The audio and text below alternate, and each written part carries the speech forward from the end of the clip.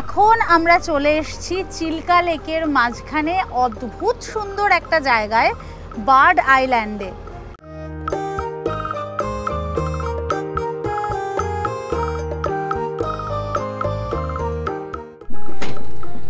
এই হলো বোট, আর এই হলো বোটে ওঠার ব্যবস্থা।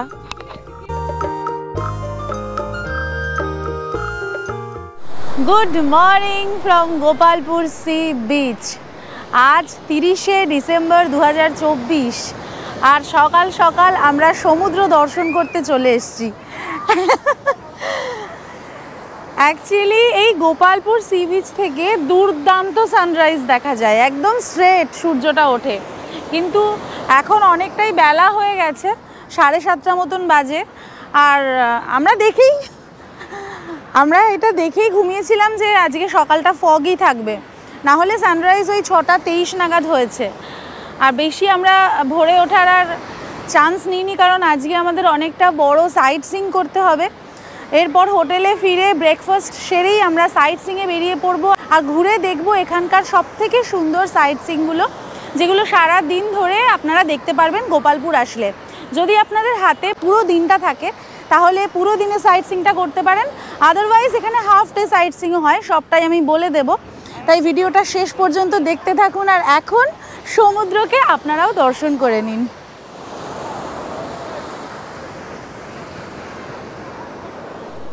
বিচ থেকে ঘুরে এসেই বসে পড়েছি ব্রেকফাস্ট টেবিলে। নিয়েছি পুরি, সবজি, সাথে অমলেট বলেছি, আর একটা ব্রেড বাটারও বলেছি, সেটা এখনও আসেনি, আসবে। তাড়াতাড়ি ব্রেকফাস্ট সেরে আমরা বেরিয়ে যাব সাইট সিইংয়ের জন্য। ব্রেকফাস্টের কথা নতুন করে কি বলবো, এখানকার সব খাবারের মতো ব্রেকফাস্টটিও অসাধারণই হবে। আপনারা যারা আমাদের গত পর্বের ভিডিওটি দেখেননি তাদের সুবিধার জন্য এখানে আমাদের গোপালপুর রিসর্টের ফোন নাম্বার দিয়ে দিলাম। এই গোপালপুর রিসর্ট গোপালপুর সমুদ্র সৈকত থেকে মাত্র 50 মিটার দূরেই অবস্থিত দারুণ সুন্দর একটি আস্তানা।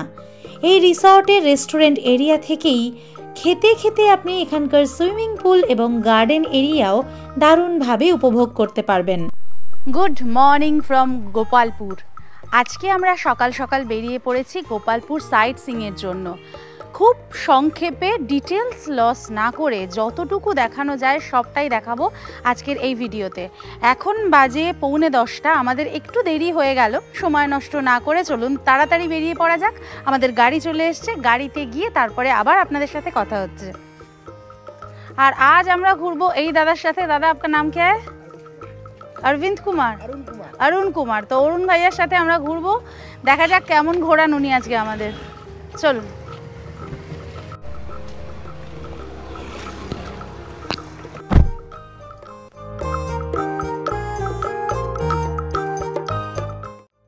যাওয়ার পথে রাস্তার ধারেই রয়েছে এরকম বিশাল একটি হনুমানের মূর্তি।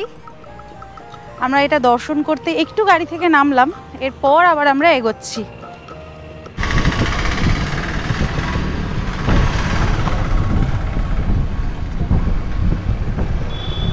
এটা হচ্ছে ব্যাকওয়াটার ব্রিজটা, গোপালপুরের যে আপনার সমুদ্র জলটা এদিকে ঢুকে যায়। ও আচ্ছা, গোপালপুর ব্যাকওয়াটার যেটা আছে সেই ব্যাকওয়াটার ব্রিজের ওপর থেকে আমরা যাচ্ছি। গোপালপুর সমুদ্রের যে জলটা সেটাই ব্যাকওয়াটার হয়ে এই জায়গায় চলে আসে, এবং এই জায়গাটা সকালবেলা দারুণ লাগছে। এখন আমরা প্রথমে যাচ্ছি তামপাড়া লেকের দিকে। আর আমাদের ড্রাইভার দাদাও চেঞ্জ হয়েছেন, মানে আমাদের গাড়ির ওনার দাদাই আমাদের সাথে চলে এসেছেন এখন। দেখুন, এখন যেখান থেকে যাচ্ছি এই রাস্তার সাইডে যে প্রচুর গাছ দেখা যাচ্ছে, সবই কিন্তু কেওড়া গাছ। আমরা বিরিয়ানিতে যে কেওড়ার জল দিই সেই কেওড়া গাছ এখানে প্রচুর রয়েছে, এবং এখানকে এই কেওড়া ফুল এক একটা 80 টাকা করে দাম। যেটা বলছিলাম যাওয়ার পথে, যে এই কেওড়া ফুল এক একটা 80 টাকা দাম। আমার হাতে এখন রয়েছে এই কেওড়া ফুল, যাওয়ার পথে দেখলাম এই পুরো একটা কোটা ফুল, এটার দাম 80 টাকা। একটু কাঁটা কাঁটা রয়েছে, আর অদ্ভুত সুন্দর একটা গন্ধ পাচ্ছি একদম। এই যে দেখুন, ওনারা ধরে দাঁড়িয়ে আছেন এই ফুলগুলো, এই যে এই টেক্সচারটা কাছ থেকে দেখাও, এই যে এই হলো ফুলের টেক্সচার, এটা পাতা দিয়ে ঢাকা রয়েছে, দারুণ। Thank you. কেওড়া গাছের বাগান ছাড়িয়ে এখন আমরা যাচ্ছি কাজু বাগানের মধ্যে থেকে। এখানে প্রচুর কাজু বাদাম গাছ রয়েছে, তার সাথে ঝাউ, আকাশবাণী এসবেরও বাগান মাঝে মাঝেই আমাদের রাস্তায় পড়ছে।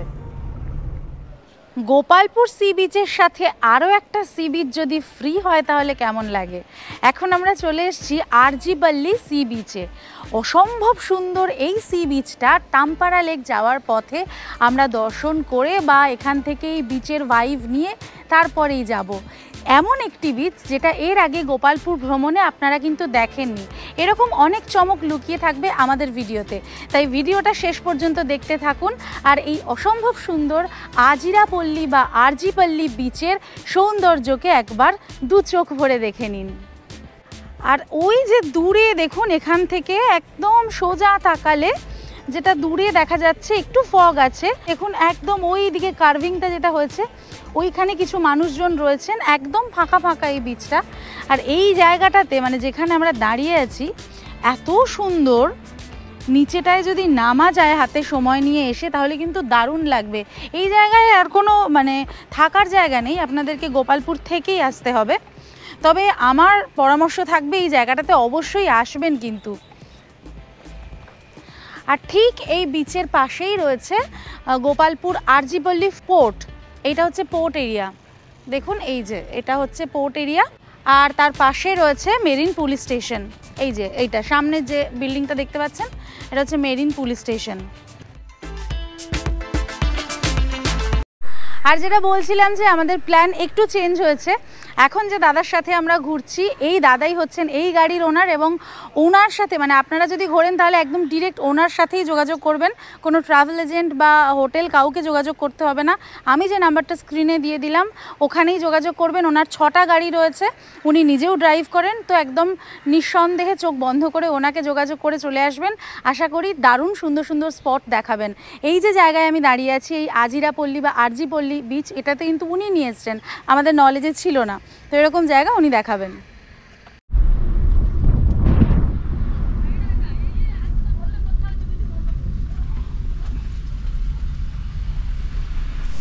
যাবার পথে আরও একটা দারুণ জায়গায় দাদা আমাদেরকে নিয়ে আসলেন, এটা হচ্ছে কাজু ফ্যাক্টরি। এই যে কাজু ফলগুলো যেগুলো এই গাছ থেকে আসে, প্রথমে এই কাজুগুলোকে এই পিছনে আমার দেখছেন বয়লার, এই বয়লারে সেদ্ধ করা হয় এবং এখানে সেদ্ধ করার পরে মেঝেতে একদিন রেখে সেটাকে ড্রাই করা হয়। ড্রাই করবার পরে সেটা ফাইনাল কাটের জন্য যায় এবং ফাইনাল কাটের পরে সেখান থেকে ছাল ছাড়িয়ে একদম যেটা আমরা পাই কাজু, সেই কাজু তৈরি করা হয়। সেই কাজু ওদিকে তৈরি হচ্ছে, ওই জায়গাটা একবার এক চক্কর দেখে নিই, চলে আসুন। যেটা বলছিলাম যে ফাইনাল কাট করা হয়, বয়েল করার পরে শুকনো করার পরে এই যে ফাইনাল কাট যেটা মেশিনে এইভাবে কাটা হচ্ছে, দেখুন কাজুগুলোকে।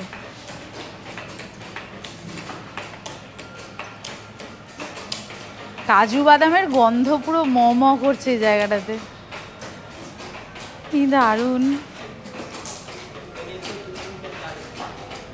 এইখানে খোসাগুলো ছাড়ানো হচ্ছে, এই যে এখানে দেখুন এগুলো খোসা ছাড়ানো হচ্ছে। এবার খোসা ছাড়ানোর পরেও কিন্তু কাজু বাদামের গায়ে আঁশ রয়েছে একটা, ওই ফাইনাল আঁশটা ছাড়ালে তবেই বাজারে যে কাজু বিক্রি হয় সেইটা তৈরি হবে। এই যে ছাড়িয়ে রেখে দিয়েছে, এই যে এটাতে কিন্তু ফাইনাল আঁশ আছে, এটাও এখনও ফুললি প্রিপেয়ার্ড নয়। কাটিং হওয়ার পরে দেখুন এটা একটা বিশাল বড় মাইক্রো ওভেনের মতো জায়গা, এই হিট চেম্বারে ঢোকানো হচ্ছে আবার ড্রাই করবার জন্য। মানে এই ড্রাইংটা না হলে ফাইনাল কাটিং মানে ফাইনাল আঁশ ছাড়ানোর যে পদ্ধতি সেটা হবে না।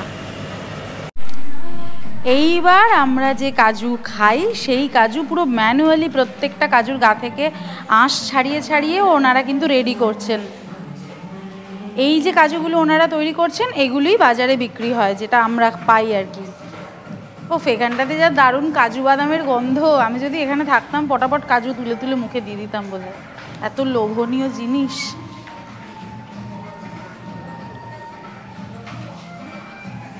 কিন্তু এটা প্রচুর পরিশ্রম সাধ্য কাজ। আমরা চলে এসেছি NH-16-এর ওপর, আর এই জায়গাটা থেকে মানে এটা হচ্ছে অনেকগুলো রাস্তার একদম মোড় আর কি, ডান দিকে ঘুরে যাচ্ছি। এই জায়গাটা হচ্ছে ছত্রপুর। এই যে ডান দিকে দেখুন ছত্রপুর লেখা রয়েছে বড় বড় করে, এই ছত্রপুরের এলাকাতেই হচ্ছে টাম্পারা লেক অবস্থিত। কিছুটা গেলেই আমরা পৌঁছে যাব টামপাড়া লেকের দিকে।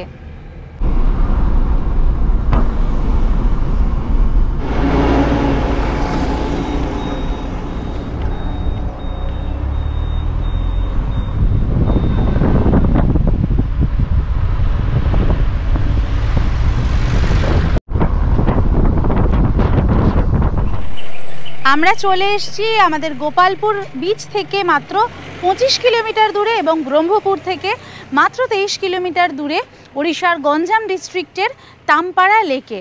এই লেকে প্রবেশের জন্য টিকিট কাউন্টার আছে, কিন্তু টিকিট লাগে না, ফ্রি। আগে টিকিট ছিল, ফ্রি এন্ট্রি। এই যে দরজা, এখান থেকেই ঢুকে যেতে হবে। এখানে ঢোকার আগে বাইরে পার্কিং এরিয়া রয়েছে, ওখানে আমাদের গাড়ি পার্ক করে দিয়েছি। আর এইখান থেকে লেকের জায়গাটা বা লেকটা আপনাদেরকে দেখাই, চলুন। দারুণ সুন্দর এই টামপাড়া লেকে কিন্তু রয়েছে বোটিংয়েরও ব্যবস্থা। ফ্যামিলি বোট, স্পিড বোট সব রকমই রয়েছে। 5.5 কিলোমিটার বিস্তৃত এই সুস্বাদু জলের হ্রদ কিন্তু এখানে বন্যা পরিস্থিতি নিয়ন্ত্রণে অত্যন্ত গুরুত্বপূর্ণ ভূমিকা পালন করে। আমি যে জায়গায় দাঁড়িয়ে আছি এটা হলো টামপাড়া রিসর্ট। এখানে নানান রকম ওয়াটার অ্যাক্টিভিটি রয়েছে। এই টামপাড়া রেস্টুরেন্টের পাশে রয়েছে টামপাড়া রিসর্ট। চাইলে আপনারা সেই রিসর্টেও থাকতে পারেন, তাহলে এরকম একটা নির্জন লেকের দুর্দান্ত অনুভূতি পাবেন। গোপালপুরে না থেকে এই জায়গায় যদি আপনারা কেউ থাকবেন বলে মনে করেন, তাহলেও কিন্তু আপনাদের একটা দারুণ সুন্দর হলিডে স্পেন্ড হবে।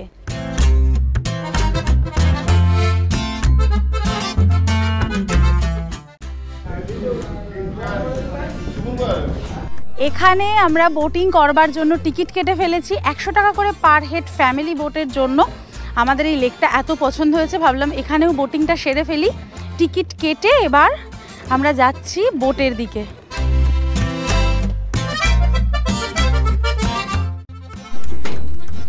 এই হলো বোট, আর এই হলো বোটে ওঠার ব্যবস্থা। সেফ সিকিউরড, মানে রোদ ঝড় বৃষ্টিতে কোনো অসুবিধা হবে না। মোটামুটি 12 জন ধরবে এই বোটগুলোতে। 12 জনের এই বোট 10 মিনিট ঘুরিয়ে আনবে, তার জন্য 100 টাকা করে লাগবে পার হেড। শুরু হয়ে গেছে আমাদের বোটিং। দারুণ সুন্দর লেকটার, এখন জল একদম টলটল করছে, অসাধারণ লাগছে। এইটা কিন্তু আপনারা করতে পারেন।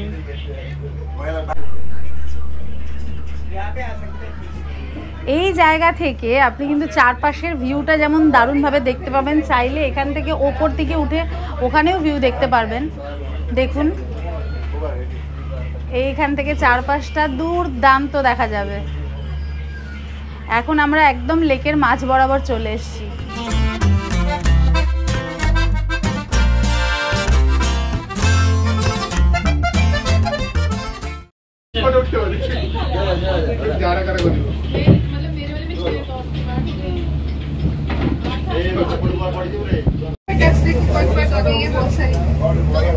বোটিং ছাড়াও এই টামপাড়া লেকে বিভিন্ন রকমের ওয়াটার স্পোর্টস এবং ওয়াটার অ্যাক্টিভিটিও রয়েছে। চাইলে আপনারা ওয়াটার অ্যাডভেঞ্চারের জন্য এইগুলিও করতে পারেন। আর এখানের এই সমস্ত বিষয়টির তত্ত্বাবধায়ক হলো Orissa tourism development corporation limited.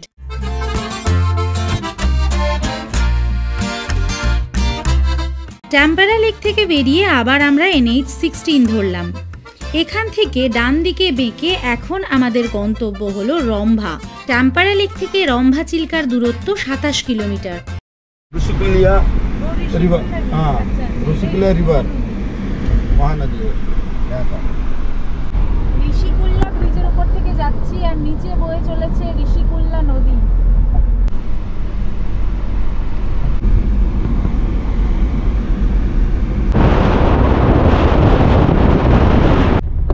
এই উপরের রাস্তাটা কোন দিকে যাচ্ছে দাদা? NH-16 আছে। ও, ওটা NH-16 ছেড়ে আমরা ওই চিল্কার রাস্তায় ঢুকে গেলাম।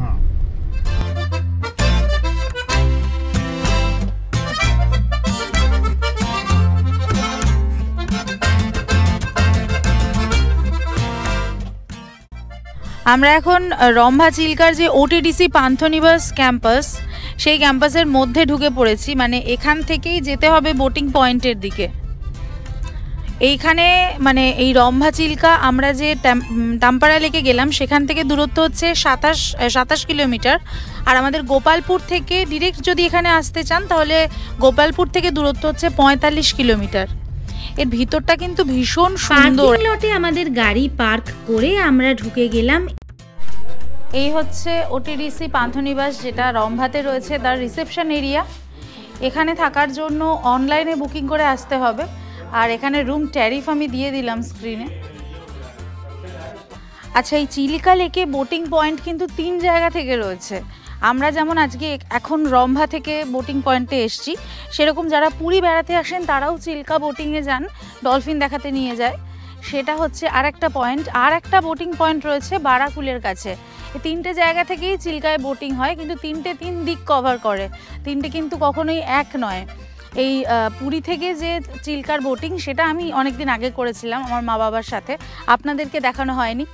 আর আজকে এটা করব রম্ভা থেকে। আর একটা যেটা বারাকুলের হয় সেটাতেও আপনারা যেতে পারেন যদি গোপালপুর আসেন। চিল্কা লেকের একদম পাশে দারুণ সুন্দর সাজানো গোছানো এই পান্থনিবাসের কটেজগুলি কিন্তু অসাধারণ।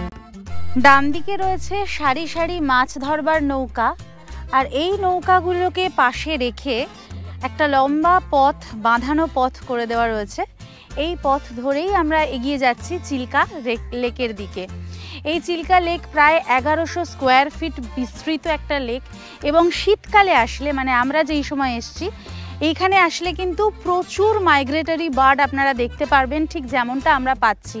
বড় লেন্স থাকলে যারা বার্ড ফটোগ্রাফার আছেন তাদের কিন্তু দারুণ সুন্দর ছবি উঠবে। এখানে নানান ধরনের পাখি রয়েছে।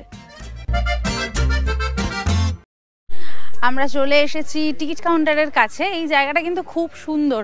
গিয়ে দেখছি এখানে কি কি টিকিট, কীরকম বোটের টিকিট অ্যাভেলেবেল আছে। এখানে ফটোগ্রাফির জন্য কিন্তু দারুণ আদর্শ জায়গা। আচ্ছা, শেয়ারিং বোটের টিকিট কি আছে দাদা? আচ্ছা, এখানে যেটা জানতে পারলাম, এখানে বোটিং দুরকমভাবে হয়। আপনারা প্রাইভেট বোট বুক করেও যেতে পারেন, আবার শেয়ারিংয়েও যেতে পারেন। শেয়ারিংয়ের ব্যাপারটা হচ্ছে মিনিমাম 7 জন থাকতে হবে, 300 টাকা করে পার হেড পড়বে। 3টে স্পট কভার করবে, ব্রেকফাস্ট আইল্যান্ড, বার্ডস আইল্যান্ড আর ঘণ্টশিলা হিল। আর যদি আপনারা বোট বুক করেন মিনিমাম 1400 টাকা ভাড়া পড়বে। সেক্ষেত্রে আপনাদের 2টো স্পট কভার করবে আর 40 মিনিট এই লেকে ঘোরাবে। যেহেতু এই সময়ে 7 জন নেই, আমাদের ইচ্ছা ছিল শেয়ারিংয়েই যাওয়ার। 1400 টাকা দিয়ে বোট বুক করে যাওয়ার খুব একটা ইচ্ছা নেই, সেই জন্য হয়তো এইখানে আর বোটিং করব না। আর যেহেতু একটু আগেই টাম্পারা লেকে বোটিং করেছি, সেই কারণে বোটিং করব না। তবে আমার সাজেশন থাকবে, যদি আপনারা আসেন আর গ্রুপে আসেন তাহলে তো অবশ্যই শেয়ারিং বোট যেটা সেটাতে যাবেন, আর এই 3টে স্পট দেখে আসবেন, বেশ ভালো লাগবে। अब आपके साथ हो गया, ये कोई दिक्कत नहीं।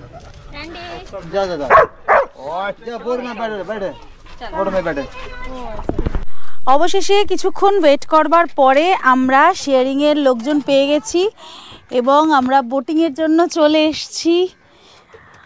দারুণ সুন্দর একদম শেড দেওয়া এরকম বোট। এই যে আমি বসে গেলাম বোটে, আর আমাদের সব সওয়ারি দেখুন, সহযাত্রী দেখুন। এই হচ্ছে আমাদের বড় সহযাত্রী একজন, ওর নাম ক্যান্ডি। কাম ক্যান্ডি কাম।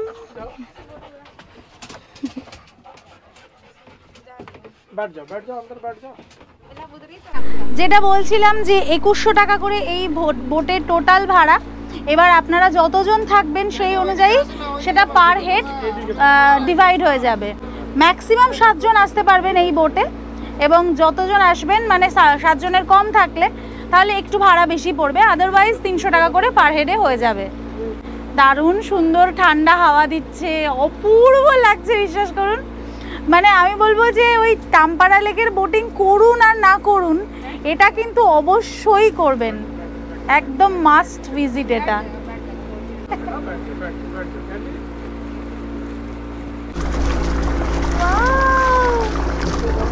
एक नदी से मैंने पूछा इथला के चलती कहाँ।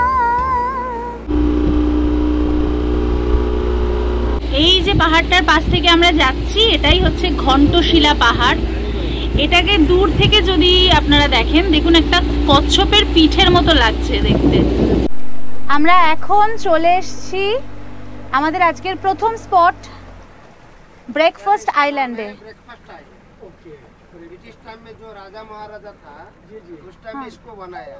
ओके। राजा महाराज जो कभी कभी जो बोर्ड में घूमने के लिए जो आते थे कुछ खाना बना ला के बैठ के खाने के। अच्छा यहाँ पे बैठ के अच्छा खा के अपना ব্রিটিশদের সময়ে তখন সাহেবরা নৌকা করে ব্রেকফাস্ট নিয়ে এসে এই জায়গায় বসে ওনাদের ব্রেকফাস্ট সারতেন, সেই জন্যই এই জায়গাটিকে বলা হয় ব্রেকফাস্ট আইল্যান্ড। একবার জাস্ট ভাবুন যে কি ল্যাভিশ লাইফস্টাইল ছিল, এরকম একটা জায়গায় বসে পুরো চারিদিক জল দিয়ে ঘেরা, মাঝখানে এইটুকু একটা স্থলভাগ, সেখানে বসে ব্রেকফাস্ট সারা কি অনবদ্য একটা অভিজ্ঞতা। আপনাদেরকে কিন্তু এখানে নামাবে না, এখানে জাস্ট পাশ থেকে ঘুরিয়ে নিয়ে চলে আসবে। ওখানে শ্যুট চলছে, মানে শ্যুটের জন্য তো অসম্ভব সুন্দর জায়গা, কেউ চাইলে প্রি ওয়েডিং শ্যুট করতেও কিন্তু এখানে আসতে পারেন। আচ্ছা এখন আমরা যাচ্ছি এই যে পাহাড়ের পাশ থেকে, এটার নাম হচ্ছে ঘণ্টশিলা পাহাড়। পাথরের উপর পাথর দিয়ে এইরকম একটি পাহাড় তৈরি হয়েছে এবং এর মধ্যে শিব পার্বতীর মূর্তি রাখা রয়েছে। তবে আমাদেরকে কিন্তু কোনো জায়গাতেই নামানো হচ্ছে না। एक बार सुने हाँ बार्ड आइलैंड जाएगा ना, बार्ड देखने के लिए जाएंगे। अच्छा बार्ड आइलैंड सिर्फ नेचुरल आइलैंड है।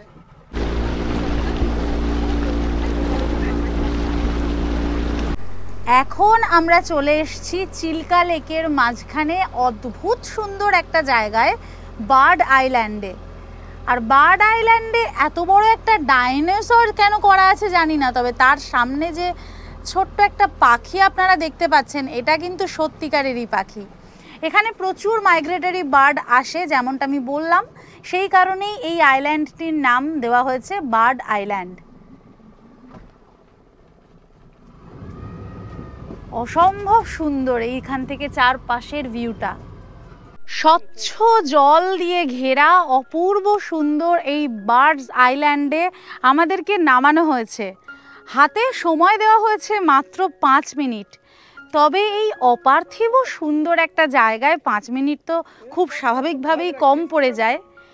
এত অপূর্ব সুন্দর একটা জায়গা যে এইখানে মানে গোপালপুর বেড়াতে এসে আসা যেতে পারে এই ধারণাই তো ছিল না।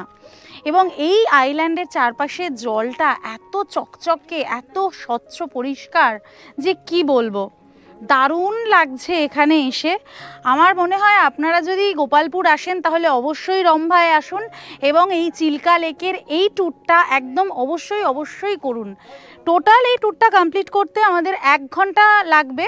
এটাই আমাদের লাস্ট স্পট এবং এই বার্ডস আইল্যান্ড দেখেই কিন্তু আমরা ফিরে যাব। সেই জন্য খুব বেশি সময় তো লাগবে না, সারাদিনের ট্যুরের জন্য এইটা মানে এই রম্ভা চিল্কাটা একদম ইনক্লুড করে নিন, মাস্ট ভিজিট একটা স্পট।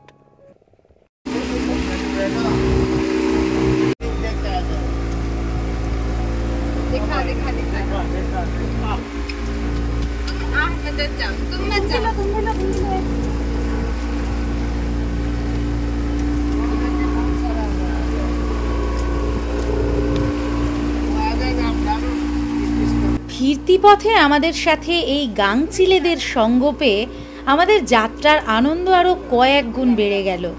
আমাদের কাছে ওদের জন্য কোনো খাবার না থাকলেও আমাদের মাঝি দাদার কাছ থেকে বিস্কুট নিয়ে আমরা ওদেরকে খেতে দিতে আসছিলাম, আর ওরাও আমাদের সাথে সাথে বেশ এগিয়ে আসছিল। আপনারা যদি এই চিল্কায় যান তাহলে মনে করে ওদের জন্য একটু খাবার নিয়ে যাবেন, দেখবেন ওরা আপনার এই যাত্রাকে আরও আনন্দদায়ক এবং রোমাঞ্চকর করে তুলেছে।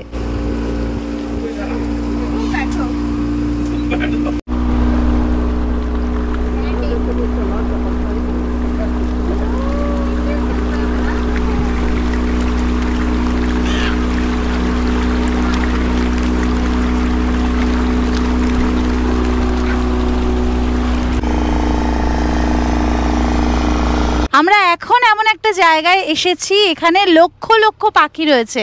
এটা হচ্ছে বার্ডস ভিউ পয়েন্ট।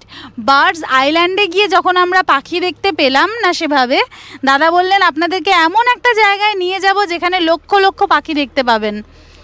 এইখানে আসার জন্য 100 টাকা করে মাথা পিছু এক্সট্রা লাগলো যদিও, কিন্তু সেটা সম্পূর্ণ ওয়ার্থ ইট। অপূর্ব সুন্দর, কত পাখি এখানে একসাথে, দুর্দান্ত দুর্দান্ত। অনবদ্য একটা বোট জার্নির অভিজ্ঞতাকে সঞ্চয় করে আমরা ফিরে এলাম ওটিডিসি পান্থনিবাসে আজকে লাঞ্চের জন্য। চিল্কায় বোটিং সেরে এসে ওটিডিসি পান্থনিবাসে আমরা লাঞ্চের জন্য বসে গেছি। আর লাঞ্চে এখানে নিয়ে নিয়েছি আমি আজকে ভাত, আলু ফুলকপির তরকারি, রুই মাছের ঝোল আর একটা চাটনি। বিভিন্ন খাবার এখানে পাওয়া যায় এবং প্রত্যেক দিনের ফুড মেনু পাশে দেওয়া থাকে, সেখান থেকে দেখে আপনারা নিজেদের পছন্দ মতো খাবার খেয়ে আপনাদের লাঞ্চ সেরে নিতে পারেন।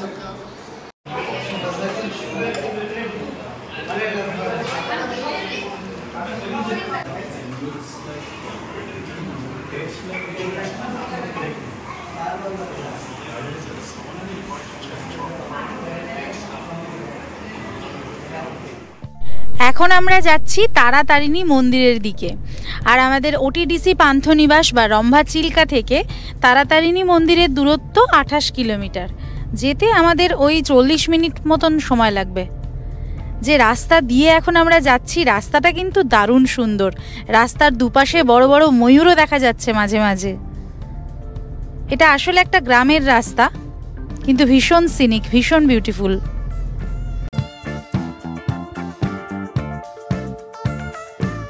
এটা ওই নদীটা রসিকল্যা নদী, আপনি সকালবেলা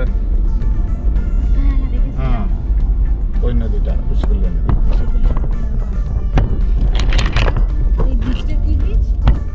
এটা ব্রিজটা নদীটা এটা আর ওই যে পাহাড়ের মাথায় দেখা যাচ্ছে হ্যাঁ ও মন্দিরটা তারাতারিণী মন্দির, কুমারী পাহাড়।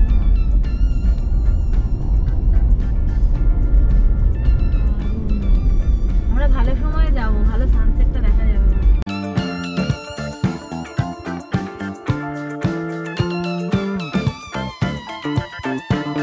চলে এসেছি আমরা তারাতারিণী মন্দিরের রোপওয়ের কাছে।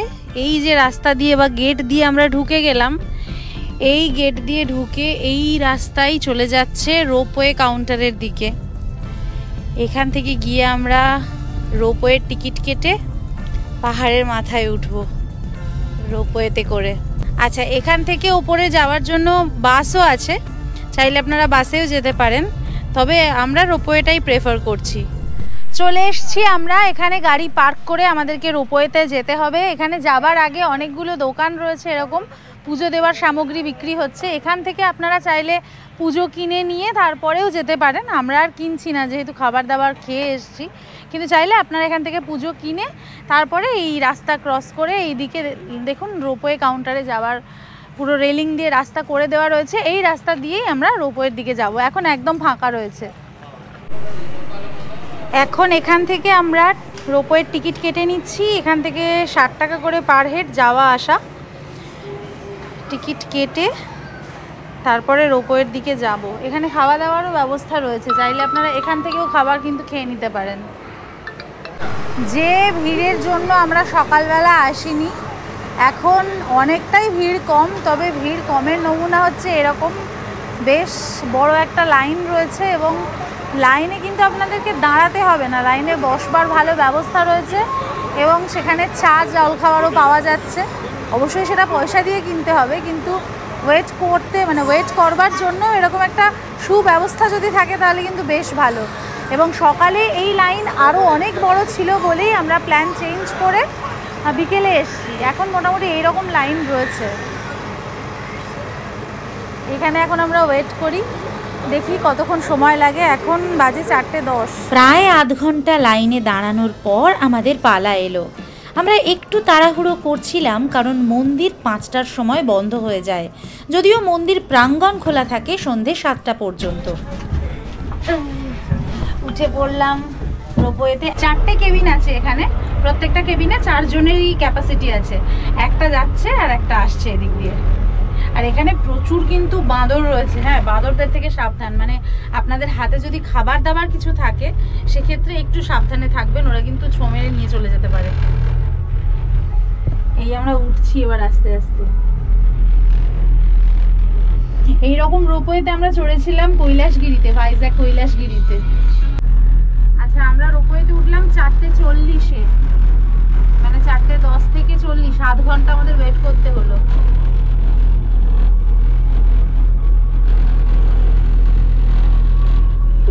দিকে ওঠার সাথে সাথে আমাদের চোখের সামনের দৃশ্যপটগুলিও ক্রমাগত পরিবর্তন হতে লাগলো। যদিও কিছুটা কুয়াশাচ্ছন্ন ছিল, তবে উপর থেকে নিচের পৃথিবীটাকে কি মায়াবী, কি অদ্ভুত রহস্যময় লাগছিল। দূরে দেখা যাচ্ছে ঋষিকুল্যা নদী আর সেই ব্রিজটা, যার উপর দিয়ে কিছুক্ষণ আগেই আমরা এসে পৌঁছেছি এই জায়গায়। রোপওয়ে থেকে নেমে আমরা চটপট যাচ্ছি এখন মন্দিরের দিকে, কারণ মন্দির 5টায় বন্ধ হয়ে যাবে। আর রোপওয়ে 5 মিনিট সময় লাগলো, আমরা 4:45টার সময় চলে এসেছি। আমাদেরকে মনোজ দাদা, মানে আমাদের গাড়ির দাদা, বলে দিয়েছেন আগে মন্দিরটা দেখে নিতে, তারপর আশপাশটা দেখাবো আপনাদের। এই হলো মন্দির প্রাঙ্গণ। বাহ, কি দারুণ! এইদিকে একটা ভিউ পয়েন্ট রয়েছে, এই দিকটায় পরে আসছি, আগে মন্দিরটা দর্শন করে আসি চটপট।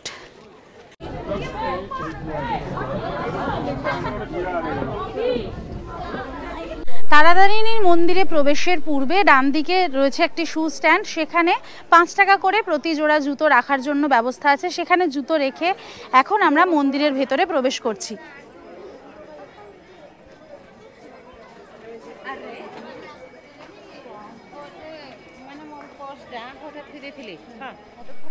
গোপালপুর থেকে 35 কিলোমিটার দূরে কুমারী পাহাড়ের মাথায় ঋষিকুল্যা নদীর পাশে অপূর্ব সুন্দর এই তারা এবং তারিণীর মন্দির। গোপালপুর আসলে কিন্তু মাস্ট ভিজিট একটা দর্শনীয় স্থান। এই তারাতারিণী মন্দিরকে মনে করা হয় যে মহাশক্তিপীঠের মধ্যে একটি শক্তিপীঠ। আবার অন্য একটি মতে মনে করা হয় যে এখানে দেবী সতীর স্তন পড়েছিল, সেজন্য এটিকে সতীপীঠও মনে করা হয়। তো যাই হোক না কেন, আপনারা কিন্তু অবশ্যই এসে এই মন্দিরটি দর্শন করে যাবেন। আর গাড়ির ব্যাপারে বলি, যদি শুধুমাত্র গোপালপুর থেকে এই তারাতারিণী মন্দির দর্শন করতে আসেন, সেক্ষেত্রে হাফ ডে 1500 টাকা গাড়ি ভাড়া পড়বে।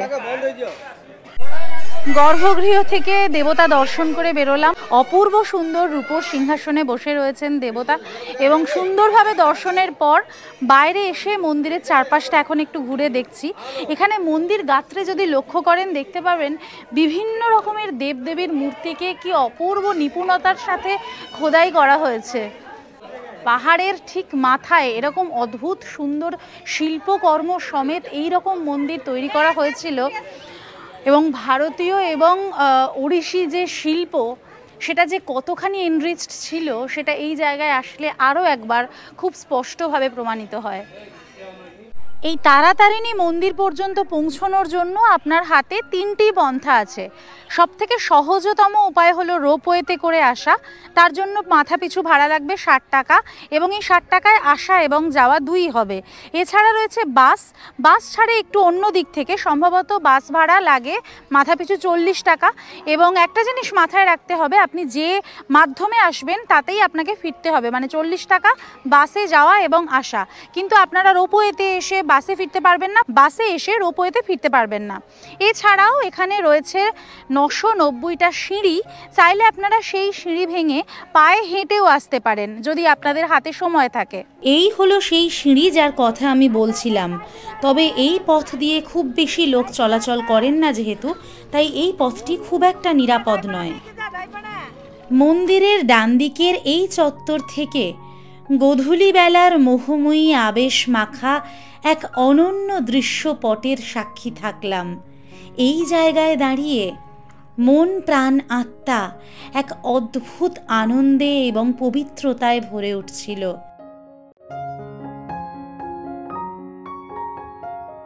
আমরা এখন মন্দিরের পিছন দিকের এই জায়গাটিতে চলে এসেছি, আর এর ঠিক পাশ থেকেই বাসগুলি ছাড়ে, মানে যে বাসে করে আপনারা এই মন্দির অবধি পৌঁছতে পারবেন, সেই বাস রুট কিন্তু মন্দিরের একদম পিছন দিকে অবস্থিত। এখান থেকে বাসে যাবার জন্য তখন প্রচুর মানুষের ভিড় এবং লাইন পড়ে গেছে। আর এখানে দাঁড়িয়ে মূল মন্দিরটি দেখতে ঠিক এই রকম লাগছে।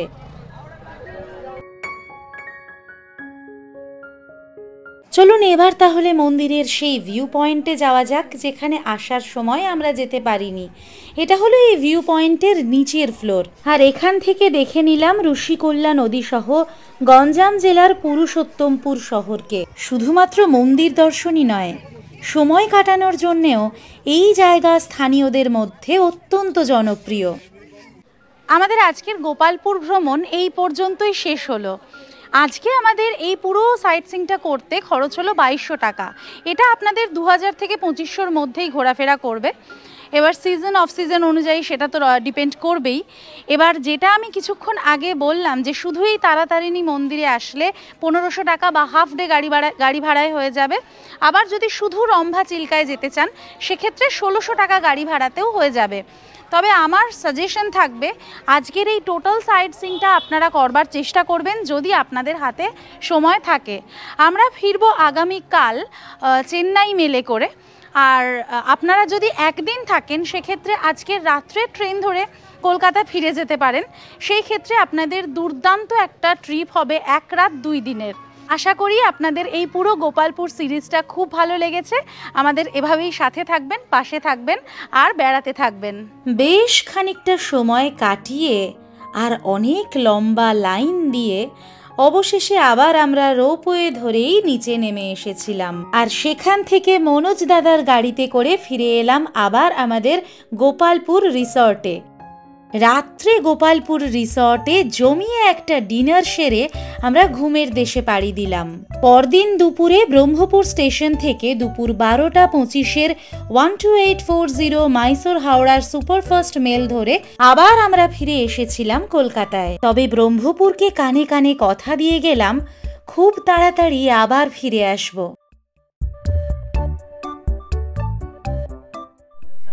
আমাদের আজকের ভিডিওটা যদি ভালো লেগে থাকে তাহলে অবশ্যই ভিডিওটাতে একটা লাইক করে দেবেন, কমেন্টের মাধ্যমে আপনাদের মূল্যবান মতামত আমাদেরকে জানাবেন, শেয়ার করে নেবেন সকলের সাথে। আর অবশ্যই অবশ্যই অবশ্যই সাবস্ক্রাইব করতে ভুলবেন না সম্পিতানু ব্লগস অন ইউটিউব। প্রতি শনিবার ঠিক বিকেল 4:30 আমাদের একটি করে নতুন ভিডিও আসে, তাই আমাদের সাথে থাকুন, আমাদের পাশে থাকুন। দেখা হচ্ছে খুব তাড়াতাড়ি আরও নতুন নতুন ভিডিও নিয়ে আপনাদের সকলের সাথে। Till then take care and bye bye.